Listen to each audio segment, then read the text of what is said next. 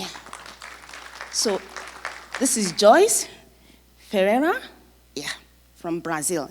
So in the example from Brazil on FLR work, the work has been directed towards improving the landscape mainly through agroforestry systems, as we watched in the video.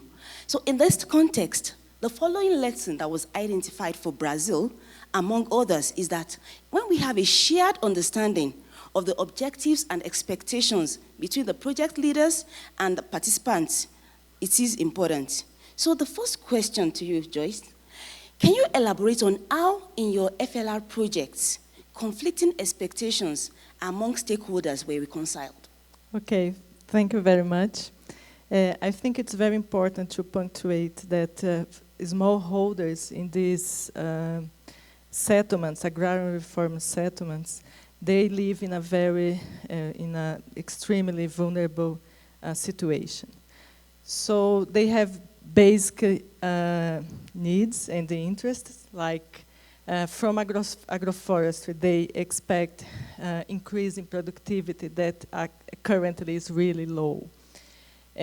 Also producing staple food for food security, and also having some money, some income generation for the family. So normally they can get that from crops and some semi-perennial like banana or passion fruit. And in terms of trees, there are just few species of trees that can be commercialized. There are some, but there are very few. So, and on the other hand, they value the trees. It's important to say that as the shade and also the beauty and so on, but it's not a source of income for them. So as they live in this vulnerable situation, trees are not in the heart of their interest, I could say. So lies on this fact a certain conflict of interest, because as the restoration projects prioritize trees and so biodiversity, increase biodiversity and carbon stocks, so there is surely there is a conflict of interest. Okay. Thank you. Now, given the need to enhance landscape productivity for the farming community, so how would such a restored landscape need to look like in Para and beyond? Okay. It's very important that restoration projects help to create conditions to improve livelihoods. I think this is a common understanding in this group here. And in our region, we observe a really high rate of abandonment of the projects, at least in the ones that we have studied.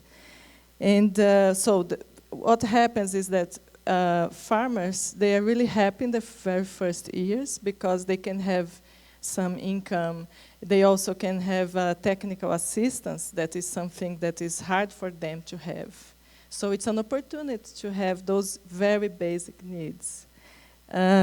So it's important, but they do not envisage an income from the trees, as I just told. So it's very important, just as an anecdote, we have visited a farm that they had just bought the land, or bought some years ago, before their land. They had 1 hectare of a teak plantation, that is a very important timber plantation, but they didn't know, they didn't have idea about the utility, what was used for. They asked us about it, so it's really important. So I think to finish, I think it's important that the organizations assist farmers on informing and making connections to markets, or creating new markets, helping on that, and also even ecosystem services, compensation, and so on. So this is really important. I will be really happy. This is really short, so I will be happy to discuss with the group in the poster session. Yes, we expect that such discussion will continue after the poster. Obrigado, Joyce. Obrigada. Yeah, so thank you.